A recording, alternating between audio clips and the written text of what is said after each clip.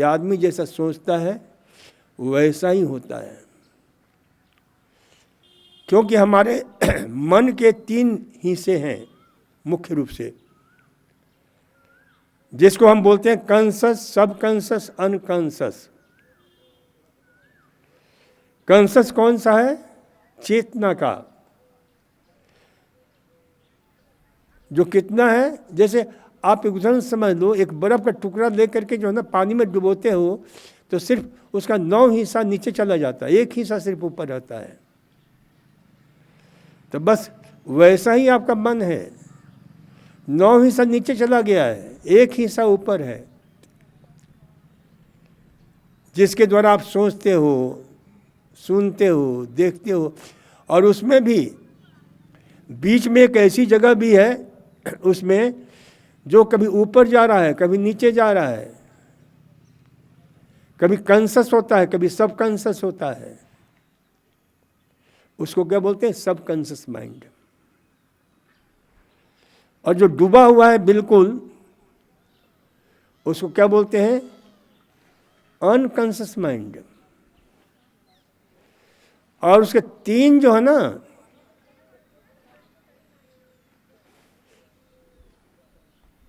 आपके असिस्टेंट भी हैं, उनको बोलते हैं id, ego and super ego.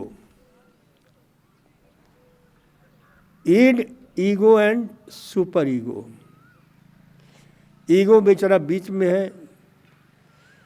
जैसे आप देखते हो ना, ये जब कोई गलत काम करते हो तो सुपर ईगो कहता है कि तुम क्या कर रहे हो, बहुत गड़बड़ काम कर रहे हो तुम। ईड कहता है कि नहीं, अरे कर लो, फिर ये मौका मिलेगा कि नहीं मिलेगा, कौन देख रहा है। लेकिन सबसे बचा सकते हो आप, अपने से नहीं बचा सकते हो, जिसको हम बोलते हैं सुपर ईगो, जिसको हम बोलते हैं अंतरात्मा।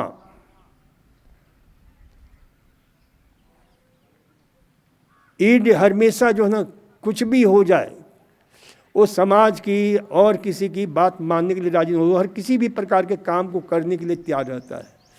उसको बस संतुष्टि मिलनी चाहिए, उसको जो है इच्छा पूरी होनी चाहिए। ईगो बेचारा इसमें फंस जाता है कि कौन सा बात माने, कौन सा नहीं माने। परिणाम क्या होता है कि फिर जो है ना द्वंद्व पैदा होता है, कॉम्प्लेक्सेस पैदा होते हैं। और वो कॉम्प्लेक्सेस फिर कॉन्शस से सब कॉन्शस में जाता है, सब कॉन्शस से अनकॉन्शस में जा करके जमा हो करके बीमारियां पैदा करते हैं, भांति भांति की बीमारियां। आपके जितने बीमार लोग हैं ना, उसमें इस अचेतन मन का बहुत बड़ा हिस्सा है, जिनको हम अनकॉन्शस माइंड बोलते हैं।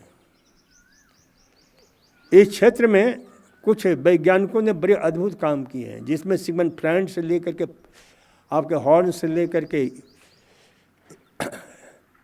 यूंग से लेकर के एडलर से लेकर के ये कुछ वैज्ञानिक हैं जिन्होंने क्षेत्र में बहुत अद्भुत काम किया है। तो ध्यान रखो, सुनो मेरी बात।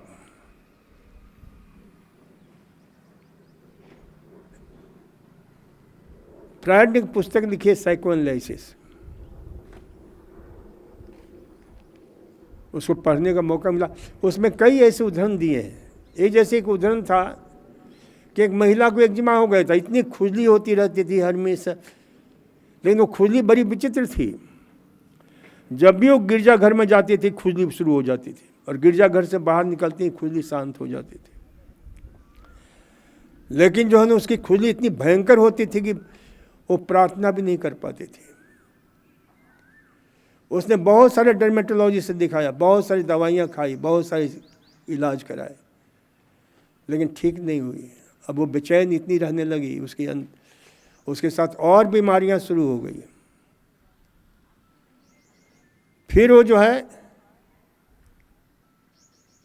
फ्रायड के पास गई। फ्रायड ने उसका साइको एनालिसिस किया। साइको एनालिसिस एक टेक्निक है जिसके द्वारा आदमी अचेतन की गहराइयों में पहुंच करके उन ग्रंथियों को खोलने का प्रयास करता है। तो जो पता चला कि उसके जब वो यंग स्थिति में थे तो वो अपने एक बार जीजा को देखने गई थी और उसके मन में एक बेहुदा बात है कि काश मेरी जीजी मर जाती तो मैं जीजा के साथ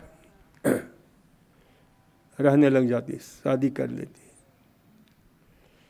ये बात उसने सोचा, लेकिन उसे तुरंत एक ख्याल आया कि जिस जीजी ने, क्योंकि बचपन में उनके माँ बाप मर गए थे, बहुत प्यार से उसे पाला था, बहुत अच्छी तरह से उसको जो है माँ का, पिता का, सबका प्रेम दिया था,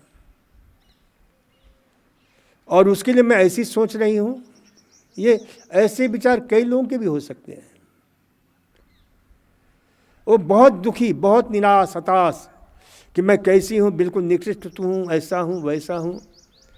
अब ये कॉम्प्लेक्स, ये ग्रंथि उसके बन गया और अचेतन में ट्रांसफ़र हो गया।